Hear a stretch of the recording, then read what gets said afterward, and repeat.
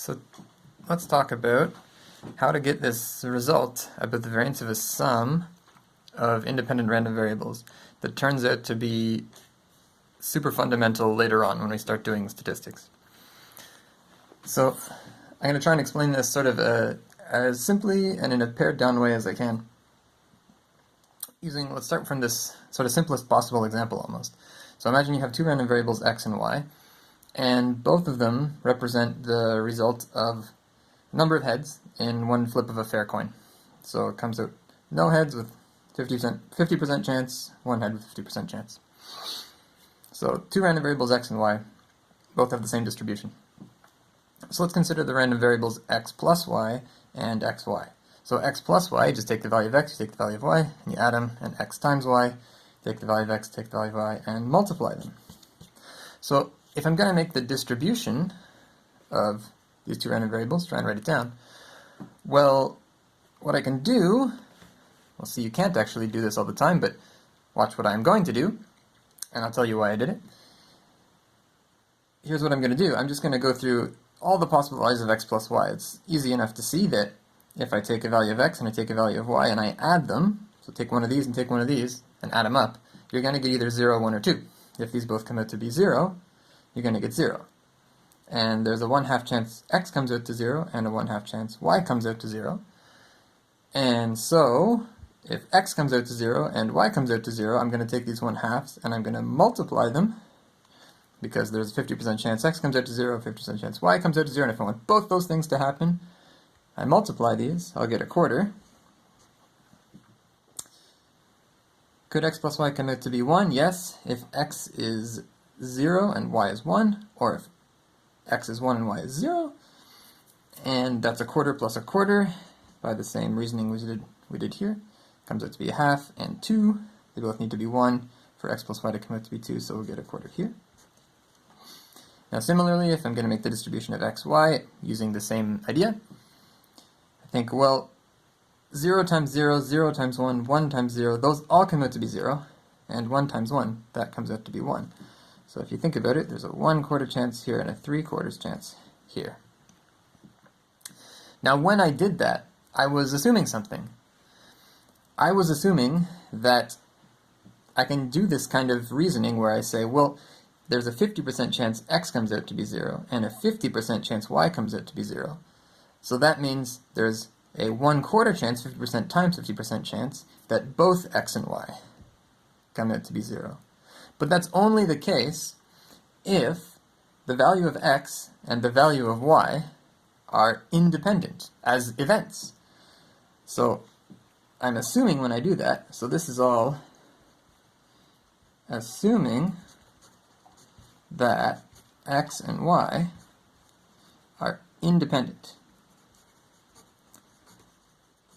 Which means, so i.e., which means that the probability that x is something and y is something can be computed by multiplying those two probabilities.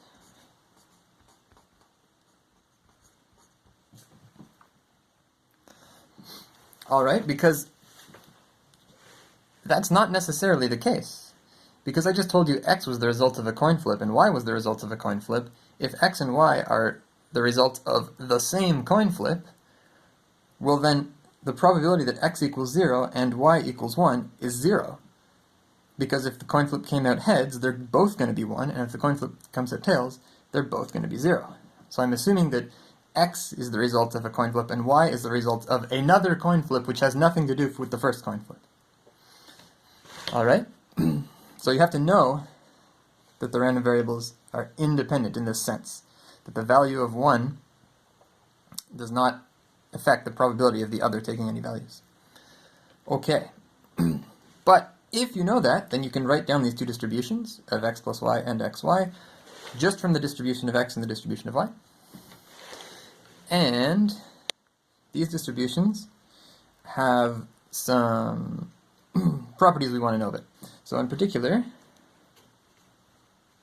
I want to prove this little lemma. This lemma is that the expected value of xy is equal to the expected value of x times the expected value of y. when x and y are independent. Okay, so sanity check, did that happen here? Well, the expected value here, this times this plus this times this, is a half. This times this plus this times this is a half. A half times a half is a quarter. And indeed, if you do the expected value here, this times this plus this times this, yep, you'll get a quarter. So why is this the case in general? Well, the expected value of a thing, let's call this thing in this case xy, by definition, you're going to sum over all the possible values of that thing, right? This doesn't make any sense. Sorry.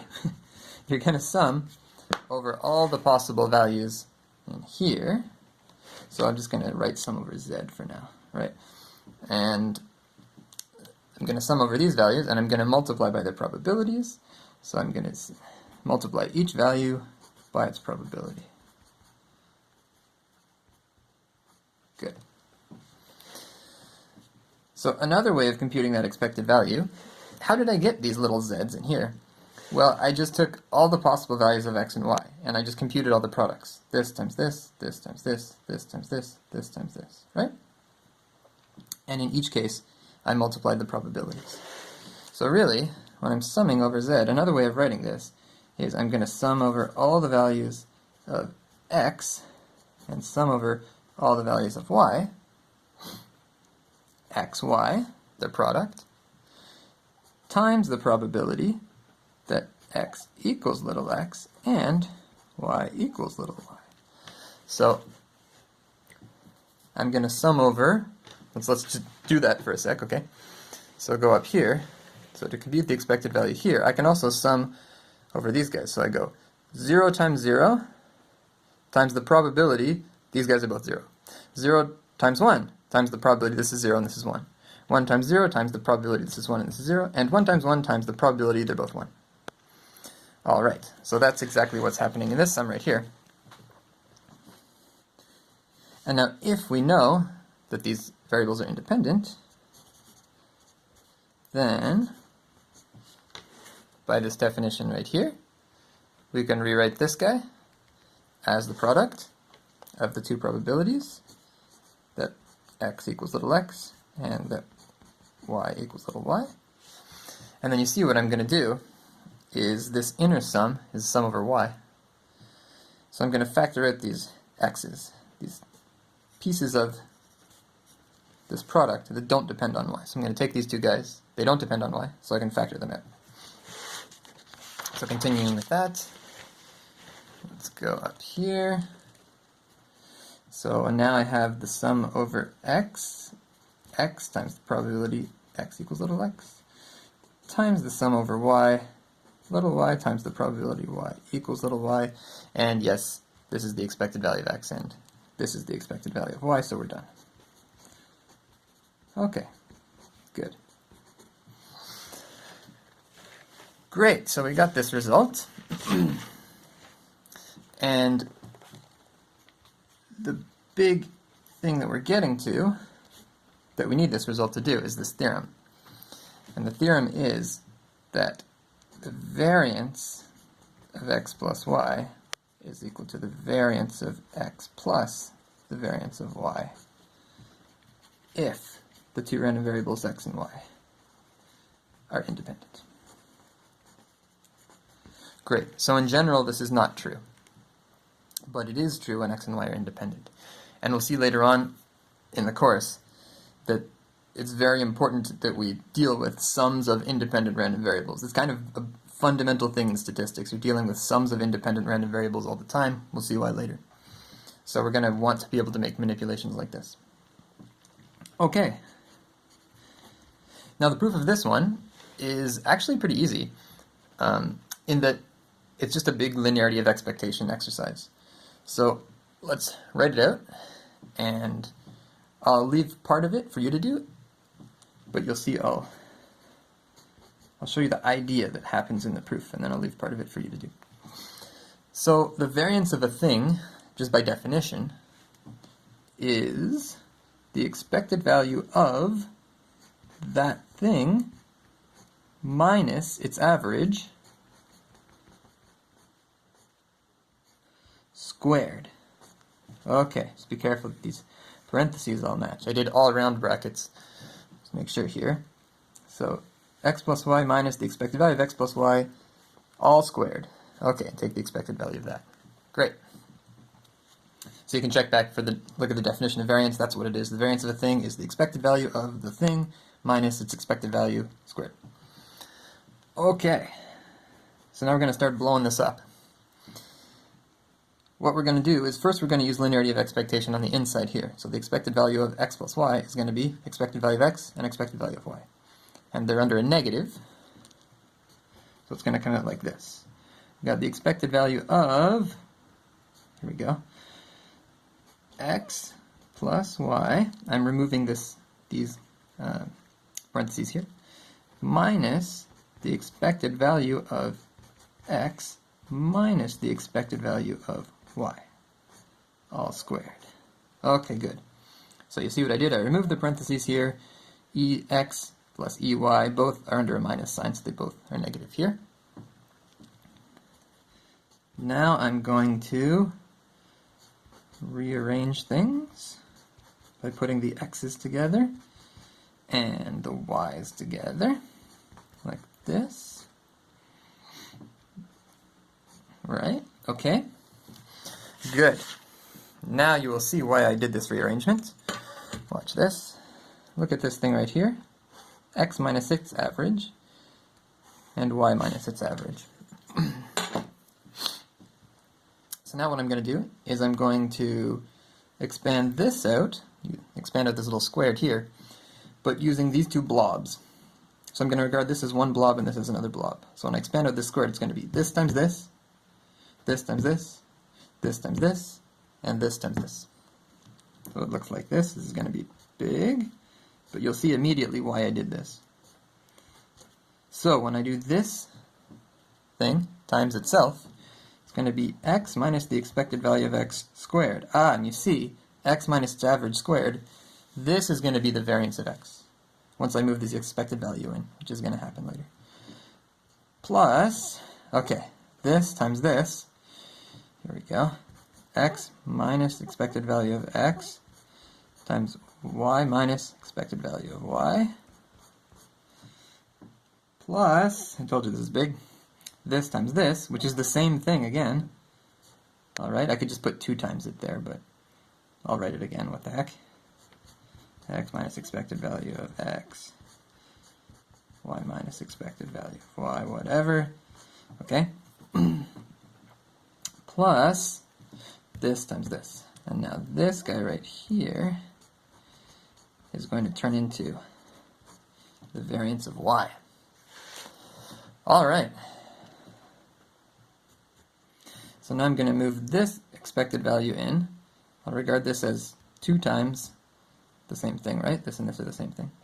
So we're going to get the expected value of x minus expected value of x squared plus expected value of, will this fit? Let's see. 2 times x minus expected value of x times y minus expected value of y. Good, it fit.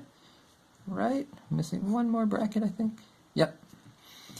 Plus this last guy, so expected value of this, expected value of this, these two, I put them together, and finally expected value of this. So I'm using linearity of expectation, right? I'm moving this expected value into the sum. Expected value of y minus expected value of y squared, one more pair of brackets. All right. And so, this thing right here, yes, that is the variance of x. This thing right here, yes, that is the variance of y. So what have I got? I've got the variance of x, I've got the variance of y, and I've got this big blob right here. If I want to, by linearity of expectation, I can pull out the 2. Let's pull out that 2. 2 times expected value of x minus e of x times y minus e of y. There. Okay. And now I will leave it to you as an exercise to show that this goes to 0. And I'll give you a hint as to how it happens. look, when you expand this out, you're going to get x times y. And over here, you're going to get expected value of x times expected value of y. But, look, we just proved that the expected value of xy is the same as the expected value of x times the expected value of y. So when you move this in and you take the expected value of x times y, that will be the same as expected value of x times expected value of y, and that's exactly what you'll get over here. Okay. And you'll get these middle terms as well, and when you blow everything up, keep track of the signs, move this expected value in after you expand it out, use the lemma, you'll see this all goes to 0. Great. And so with that, we have these two super important results. This one we had before. In general, the expected value of the sum of two random variables is the sum of their expected values. It's called linearity of expectation. And now we also have a similar result for variance. But the second result only when x and y are independent. And both of these results extend to an arbitrary number of random variables. So it could be x plus y plus z, and it would be expected value of x plus expected value of y plus expected value of z. Similarly for variance. You can always break up the expected value of a sum into the sum of the expected values, and you can break up the variance of a sum into the sum of the variances as long as the random variables are known to be independent. And these will be super, super useful when we start seeing the nuts and bolts of sampling and statistics and why that stuff works.